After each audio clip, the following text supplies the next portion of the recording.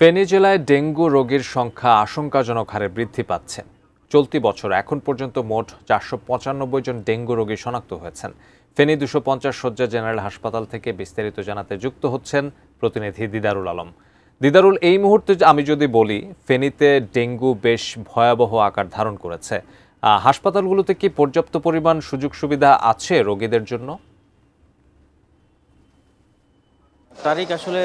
হাসপাতালের যে পর্যাপ্ত যে সুযোগ সুবিধার যে বিষয়টি আসলে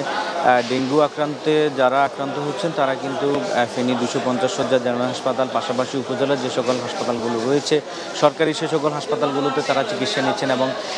এর পাশাপাশি বেসরকারি হাসপাতালগুলোতেও কিন্তু তারা রোগী যারা রয়েছেন তারা চিকিৎসা নিচ্ছেন এবং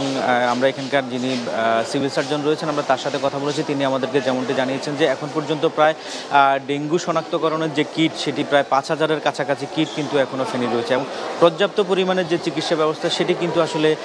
ফেনীতে এই মুহূর্তে ডেঙ্গু আক্রান্ত রোগী যারা রয়েছেন তারা চিকিৎসা নিচ্ছেন এবং যাতে নতুন রোগীও যদি বাড়ে সেক্ষেত্রেও কিন্তু তাদের সেই সক্ষমতা রয়েছে বলে তারা আমাদেরকে জানিয়েছেন। আমরা কিছুক্ষণ আগে কিন্তু এখানকার যে হাসপাতালের বিভিন্ন ওয়ার্ড আমরা ঘুরে দেখেছি এবং সেখানে কিন্তু পর্যাপ্ত পরিমাণের এই মুহূর্তে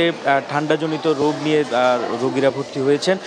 এবং এই রোগীদের মধ্যেই কিন্তু আলাদা করে যারা ডেঙ্গুতে আক্রান্ত হচ্ছেন তাদেরকে ডেঙ্গু ওয়ার্ডে রাখা হচ্ছে এবং